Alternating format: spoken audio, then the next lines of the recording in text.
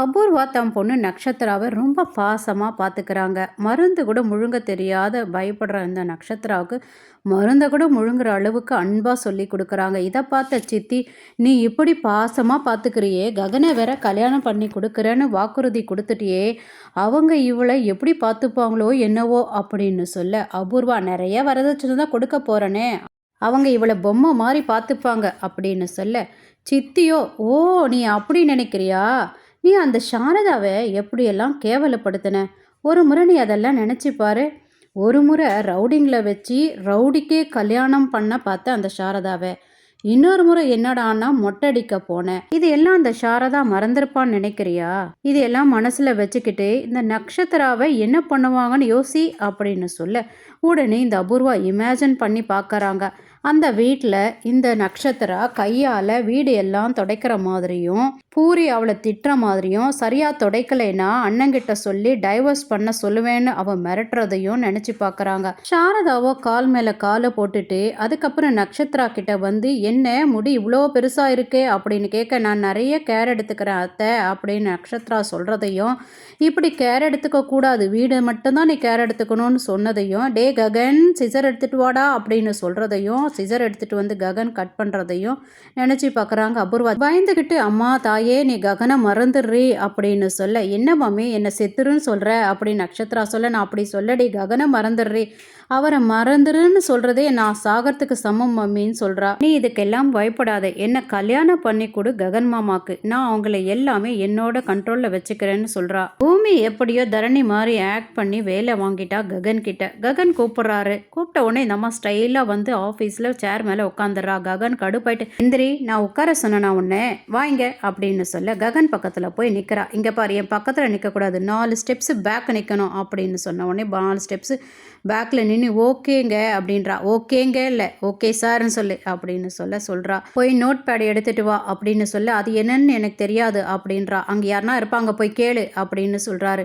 அப்படி நான் கேட்டேன்னா ஒன்றும் தெரியாது, இந்த பொண்ணை பிஏவை வச்சுருக்காரு, இவர் என்ன ஒரு முட்டாளா அப்படின்னு கேட்பாங்க அப்படின்ன உடனே ககனுக்கு பயங்கர டென்ஷன். அம்மா தாயே நீ உட்கார்ற டேபிள் மேலே ஒரு நோட் புக் இருக்கும், அதை எடுத்துகிட்டு வா அப்படின்னு ககன் சொல்ல, ஓ அதுவா சும்மா இருக்கேன்னு சொல்லிட்டு நானும் 2 கோலத்தை அதில் ட்ராப் பண்ணேன்னு சொல்ல, ககன் டென்ஷன் ஆகி தலையில் அடிச்சுக்கிறாரு. ககன் சொல்ல எழுத சொல்கிறாரு. அந்த அம்மாவும் எழுதுறாங்க. கடைசியில் செக் பண்ணும்போது எல்லாமே தெலுங்குல எழுதிருப்பா. என்ன இப்படி எழுதிருக்க அப்படின்னா, எனக்கு தெரிஞ்ச லாங்குவேஜில் தானே நான் எழுத முடியும் அப்படின்றா. எனக்கு இங்கிலீஷ் தெரியாதுன்னு சொல்கிறா. கெட் அவுட் அப்படின்னு கத்த மெல்லமாக நடந்து போகிறவ திரும்பி வந்து, இதை மெயில் பண்ண சொல்கிறீங்களா அப்படின்னு கேட்க, வாயை மூடிட்டு வெளியில போ அப்படின்னு கத்துறாரு. பூமியை கூலாக வெளியில போறா. அந்த நேரம் செர்ரி வரதை பார்த்து ஓடி வந்து ககன் மேலே விழுந்து ககனை கீழே தள்ளி ககன் மேலே விழுந்துடுறா. அடாச்சி எந்திரி அப்படின்னு ககன் சொல்ல, அங்கே செர்ரி வராரு, அவர் என்னை பார்த்துட்டாருன்னா நான் இங்கே வேலை செய்யறது வீட்டில் சொல்லிடுவாரு, ப்ளீஸ் ப்ளீஸ் சொல்லாதீங்க அப்படின்னு கெஞ்சரா. டேபிளுக்கு பின்னாடி ஒளிஞ்சிக்கிறா.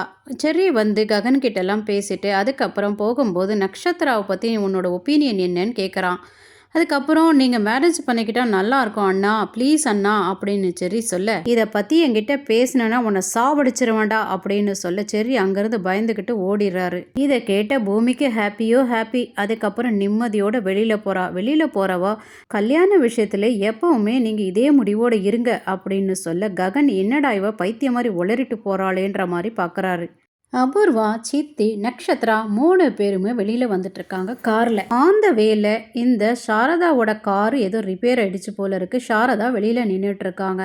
உடனே நக்ஷத்ரா இதை பார்த்துட்டு, மம்மி அங்கே பாருங்களேன் அத்தை நின்றுட்டுருக்காங்க அப்படின்னு சொல்ல, ரொம்ப ஆசையாக பார்த்தா அபூர்வா, என்னது அவளா உனக்கு அத்தை, சீச்சி இவளை எப்படி நீ அத்தைன்னு சொல்கிற அப்படின்னு சொல்ல, உடனே சித்தி, என்ன மறந்துட்டியா, ககனை கல்யாணம் பண்ணித்தரேன்னு அவளுக்கு வாக்குறுதி கொடுத்துருக்கல, அப்பா அவனோட அம்மா அவளுக்கு அத்தை தானே அப்படின்னு சொல்ல, கரெக்ட் மருதானி, இந்த நேரமாவது நீ எனக்கு சப்போர்ட் பண்ணுற அப்படின்னு சொல்ல, இங்கே பாருடி அவளெல்லாம் நான் ட்ராப் பண்ண முடியாது அப்படின்னு அபூர்வா சொல்ல, இங்கே பாரு மம்மி, நீ பண்ணலைன்னா பரவாயில்ல, ஆனால் நான் பண்ணுவேன், நீங்கள் 2 பேருமே இங்கே இறங்கி நில்லுங்க, நான் போய் என் அத்தையை ட்ராப் பண்ணிட்டு வரேன்னு சொல்கிறா.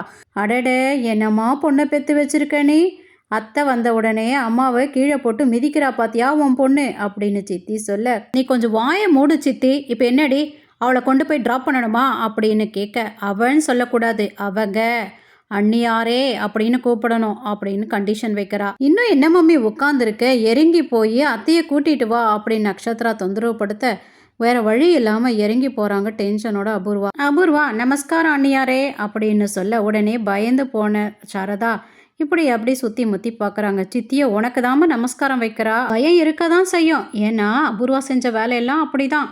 ஸோ இப்போ அபூர்வா பரிபூரணமாக நல்லவளாயிட்டாமா, அதனால் நீ பயப்பட தேவையில்லை, வா உன்னை எடுத்துகிட்டு போய் ட்ராப் பண்ணுறோம் அப்படின்னு சித்தி சொல்ல, வேண்டாம் வேண்டாம் என்னை கட்டாயப்படுத்தாதீங்க, நீங்கள் போங்க நான் போய்க்கிறேன் அப்படின்னு சாரதா சொல்ல, உடனே அபூர்வா என்ன நட்சத்திரா உங்கள் அத்தை இப்படி சொல்கிறாங்க, நான் என்ன பண்ணட்டும் அப்படின்னு நக்கலாக கேட்க, அப்படி அத்தை சொன்னாலும் நாம தான் கட்டாயப்படுத்தி அவங்கள எடுத்துகிட்டு போய் விடுறோம், அப்போ தான் நம்மள நல்லவங்கன்னு அவங்க நம்புவாங்க. உடனே சித்தியோ இங்கே பாரு சாரதா, மரியாதையாக நீ வந்து காரில் ஏறு, அப்படி இல்லைன்னா நாங்களே உன்னை குண்டு கட்டாக தூக்கிட்டு போய் காரில் உட்கார வைப்போம் அப்படின்னு சொல்ல, சாரதா ரொம்ப பயந்து போய் இந்த மாதிரியெல்லாம் மிரட்டாதீங்க, இங்கே பாரு அபூர்வா உங்களுக்கும் எங்களுக்கும் இப்போ சண்டைலாம் ஒன்றும் இல்லைல்ல, ஏன் இந்த மாதிரி பண்ணுறீங்க. சித்தியும் நட்சத்திராவும் ஃபோர்ஸ் பண்ணி சாரதாவை கூட்டிகிட்டு வந்து வண்டியில் ஏற்றுறாங்க. பயந்துக்கிட்டே வரா சாரதா, ப்ளீஸ் என்னை விட்டுடுங்க விட்டுடுங்க, கண்ணை மூடிட்டு பயந்துக்கிட்டே ப்ரே பண்ணிக்கிட்டே வராங்க சாரதா. நம்ம வீடு வந்தாச்சு இறங்குங்க அப்படின்னு நட்சத்திரா சொல்ல, அப்புறம் இறங்குறாங்க. பார்த்தியா நாங்கள் நல்லவங்கன்னு உனக்கு ப்ரூவ் பண்ணிட்டோமா, அபூர்வா சுத்தமாக நல்லவளாயிட்டா, இப்போ புரியுதா அப்படின்னு அத்தை கேட்க, புரிஞ்சுதுங்க தேங்க்ஸுங்க என்னை எடுத்துகிட்டு வந்து விட்டுறதுக்கு அப்படின்னு சாரதா சொல்லிட்டு அவங்க வீட்டுக்குள்ளே போக, என்ன மம்மி பார்த்துக்கிட்டே இருக்க, அவங்க போகிறாங்க பாரு, அவங்க பின்னாடியே போய் அவங்க கிட்ட பேசு, என் கல்யாணத்துக்கு அவங்க கிட்ட சம்மதம் வாங்க, இவங்க சொன்னால் ககன் மாமா ஓகே சொல்வார் அப்படின்னு ஃபோர்ஸ் பண்ணி சொல்ல, அபூர்வாக்கு வாயே வரல கூப்பிடுறதுக்காக என்னென்னவோ ட்ரை பண்ணுறா. உடனே சித்தி சொல்கிறா, கூப்பிடு இல்லைன்னா திரும்ப சூசைட் அட்டன் பண்ண போகிறா உன் பொண்ணு அப்படின்னு சொல்ல, அப்போவும் தயக்கத்தோட அபூர்வா நிற்க, இது பார்க்க முடியாத நட்சத்திர அத்தை அப்படின்னு கூப்பிட, என்னம்மா அப்படின்னு கேட்க, அவங்க எங்கள் அம்மா ஏதோ உங்ககிட்ட பேசணும்னு சொல்கிறாங்க அப்படின்னு சொல்ல, அபூர்வா தயக்கத்தோடையே சொல்கிறாங்க, இவ்வளோ தூரம் எடுத்துகிட்டு வந்து உங்களை ட்ராப் பண்ணோம் இல்லையா, அதுக்காகவது எங்களை உள்ளே கூப்பிடலாம் இல்லையா அப்படின்னு சொல்ல, ஐயோ வாங்க உள்ள அப்படின்னு சாரதா கூப்பிடுறாங்க. இவங்க எல்லாரும் உள்ள போறாங்க. உட்காருங்க நான் போய் காஃபி போட்டு கொண்டு வரேன்னு சாரதா சொல்ல, வேண்டாம் வேண்டாம் அத்தை நீங்களும் உட்காருங்க நான் போய் காஃபி போட்டு கொண்டு வரேன் அப்படின்னு சொல்ல,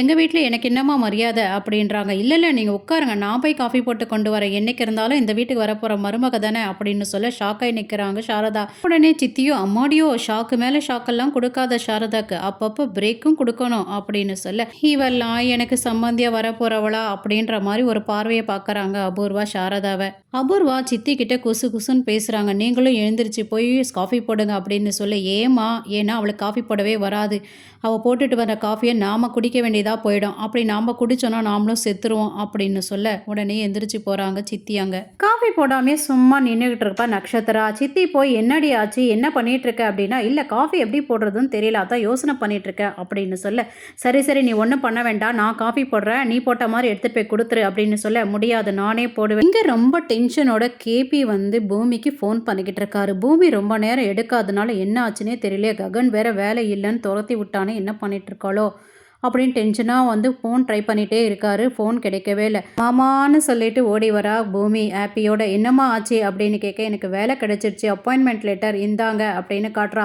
எப்படிம்மா எப்படி கிடைச்சது அப்படின்னு கேட்ட, அதுதான் தரணியாக நான் மாறி அவர்கிட்ட பேச ஆரம்பித்தேன், அதை கேட்டுட்டு வேலை கொடுத்துட்டாரு அப்படின்னு சொல்கிறா. அப்படி என்னம்மா பேசினேன் அப்படின்னு கேட்டதுக்கு, உங்களை விட சரத்சந்திரா 3 மடங்கு சம்பளத்தோடு அவளுக்கு வேலை கொடுக்கறதுக்கு ரெடியாக இருக்காரு, அதையெல்லாம் விட்டுட்டு உங்ககிட்ட ஏன் வேலைக்கு வரணும் அது யோசிக்க மாட்டீங்களா, உங்கள் உயிருக்கு பதிலாக அவள் உயிரை கொடுக்க துணிஞ்சாலே இன்னமும் வேணும் இதுக்கு மேலேயும் வேணும் அவளுக்கு இதெல்லாம் அப்படின்னு சொன்னதை கேட்டுட்டு எனக்கு கொடுத்துட்டாரு மாமான்னு சொல்கிறா. ரொம்ப சந்தோஷமா அப்படின்னு சொல்லிட்டு இருக்கும்போது செர்ரி வர, என்ன அப்படி ஒரு சந்தோஷம் எனக்கு சொல்லுங்களேன் அப்படின்னு சொல்ல, இல்லைடா பூமிக்கு வந்து வேலை கிடைச்சிருக்கு டான்ஸ் ஸ்கூலில் அப்படின்னு சொல்ல, அப்படியா டான்ஸ் டீச்சராவா அப்படின்னு கேட்க, ஆமான்னு சொல்கிறா.